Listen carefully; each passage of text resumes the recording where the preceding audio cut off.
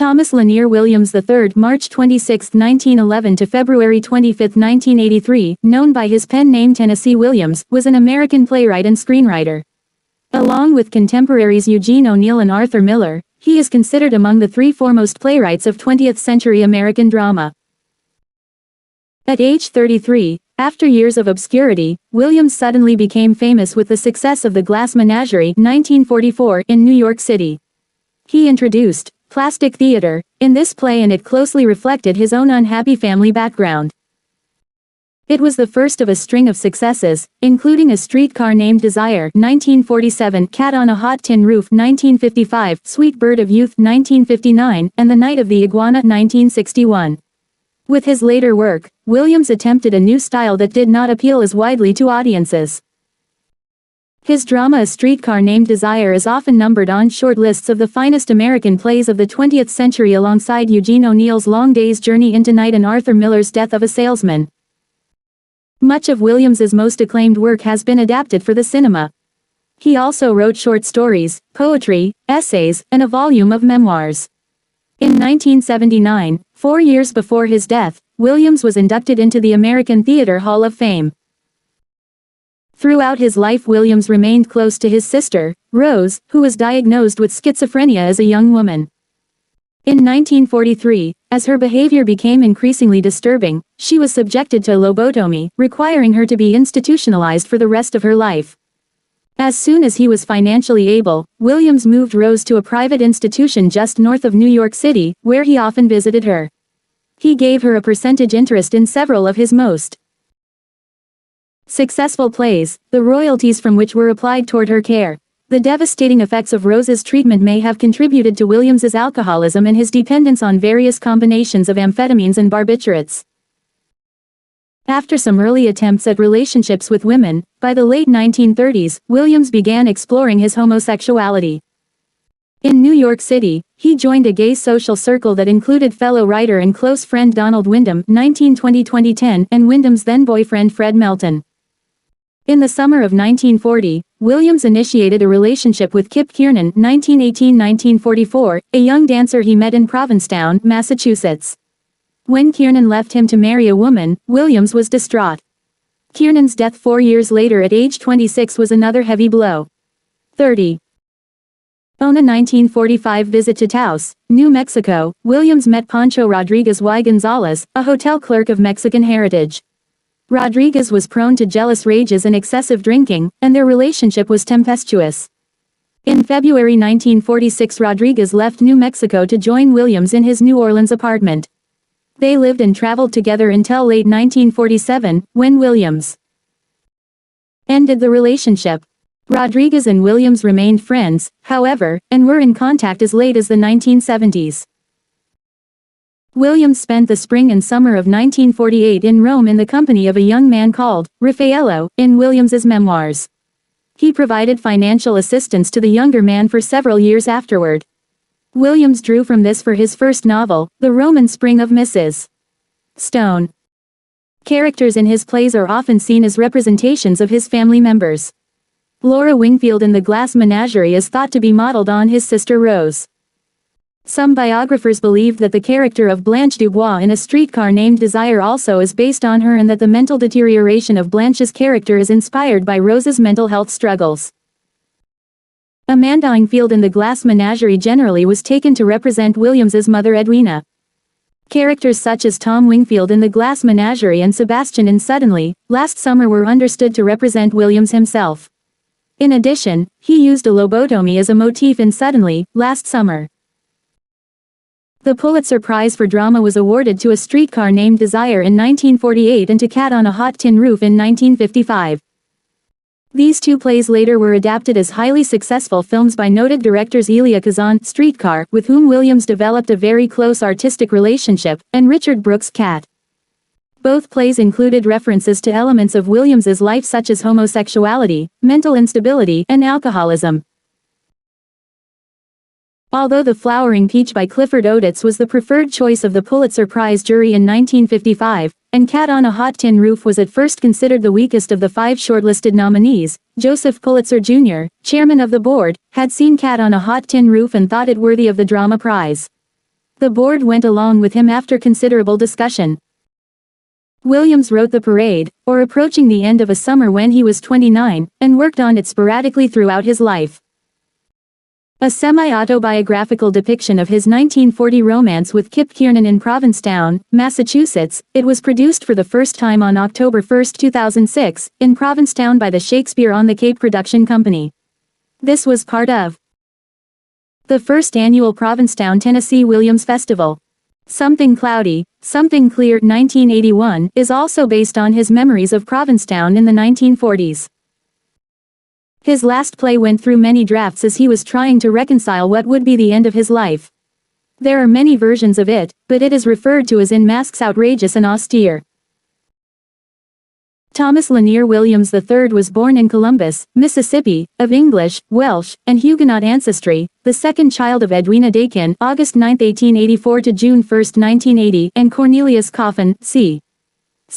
Williams, August 21, 1879, March 27, 1957. 3. His father was a traveling shoe salesman who became an alcoholic and was frequently away from home. His mother, Edwina, was the daughter of Rose O. Dakin, a music teacher, and the Reverend Walter Dakin, an Episcopal priest from Illinois who was assigned to a parish in Clarksdale, Mississippi, shortly after Williams's birth. Williams lived in his grandfather's Episcopalian rectory with his family for much of his early childhood and was close to his grandparents. Among his ancestors was musician and poet Sidney Lanier. He had 2 siblings, older sister Rose Isabel Williams 1909-1996, 4, and younger brother Walter Dakin Williams 1919-2008. As a young child, Williams nearly died from a case of diphtheria that left him frail and virtually confined to his house during a year of recuperation. At least partly due to his illness, he was considered a weak child by his father. Cornelius Williams, a descendant of hardy East Tennessee pioneer stock, had a violent temper and was prone to use his fists. He regarded what he thought was his son's effeminacy with disdain. Edwina, locked in an unhappy marriage, focused her attention almost entirely on her frail young son. Critics and historians agree that Williams drew from his own dysfunctional family in much of his writing, and his desire to break free from his Puritan upbringing propelled him towards writing. When Williams was 8 years old, his father was promoted to a job at the home office of the International Shoe Company in St. Louis, Missouri. His mother's continual search for a more appropriate home, as well as his father's heavy drinking and loudly turbulent behavior, caused them to move numerous times around St. Louis.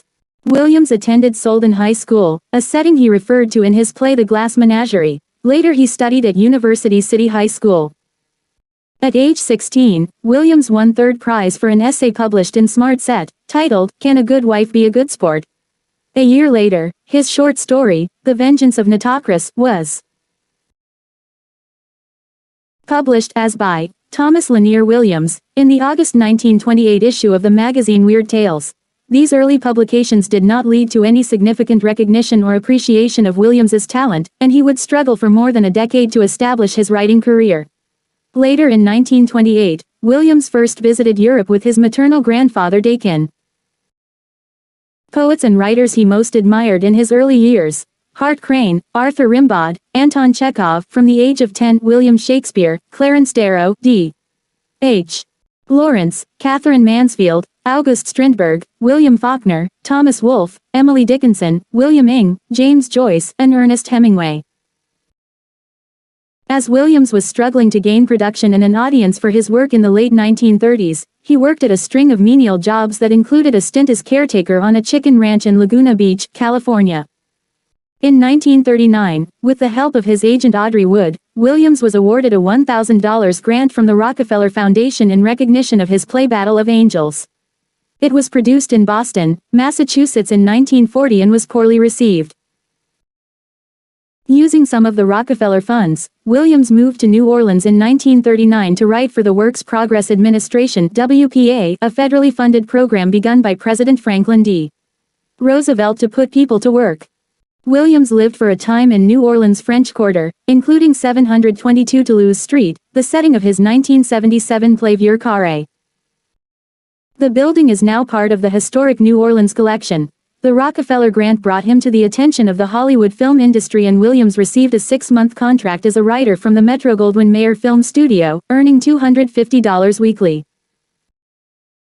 During the winter of 1944-45, his memory play The Glass Menagerie, developed from his 1943 short story, Portrait of a Girl in Glass, was produced in Chicago and garnered good reviews. It moved to New York, where it became an instant hit and enjoyed a long Broadway run. Elia Kazan, who directed many of Williams's greatest successes, said of Williams, "Everything in his life is in his plays, and everything in his plays is in his life." The Glass Menagerie won the award for the best play of the season, the New York Drama Critics Circle Award. The huge success of his next play, A Streetcar Named Desire, secured his reputation as a great playwright in 1947. During the late 1940s and 1950s, Williams began to travel widely with his partner Frank Merlo, 1922 September 21, 1963, often spending summers in Europe. He moved often to stimulate his writing, living in New York, New Orleans, Key West, Rome, Barcelona, and London. Williams wrote, "Only some radical change can divert the downward course of my spirit, some startling new place or people to arrest the drift, the drag." Between 1948 and 1959, Williams had 7 of his plays produced on Broadway. Summer and Smoke 1948, The Rose Tattoo 1951, Camino Real 1953, Cat on a Hot Tin Roof 1955, Orpheus Descending 1957, Garden District 1958, and Sweet Bird of Youth 1959. By 1959, he had earned 2 Pulitzer Prizes, 3 New York Drama Critics Circle Awards, 3 Donaldson Awards, and a Tony Award. Williams's work reached wide audiences in the early 1950s when The Glass Menagerie and A Streetcar Named Desire were adapted as motion pictures.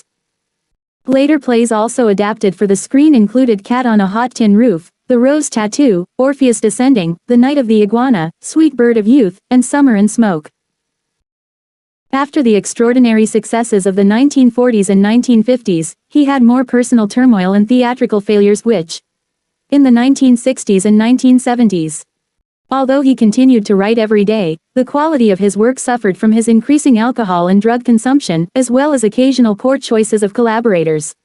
In 1963, his partner Frank Merlo died. Consumed by depression over the loss, and in and out of treatment facilities while under the control of his mother and brother Dakin, Williams spiraled downward. His plays Kingdom of Earth 1967, In the Bar of a Tokyo Hotel 1969, Small Craft Warnings 1973, the 2-character play also called Outcry 1973, The Red Devil Battery Sign 1976, Vieux Carré 1978, Clothes for a Summer Hotel 1980, and others were all box office failures. Negative press notices wore down his spirit. His last play, A House Not Meant to Stand, was produced in Chicago in 1982. Despite largely positive reviews, it ran for only 40 performances. Critics and audiences alike failed to appreciate Williams's new style and the approach to theater he developed during the 1970s. In 1974, Williams received the St. Louis Literary Award from the St. Louis University Library Associates. In 1979, 4 years before his death, he was inducted into the American Theater Hall of Fame.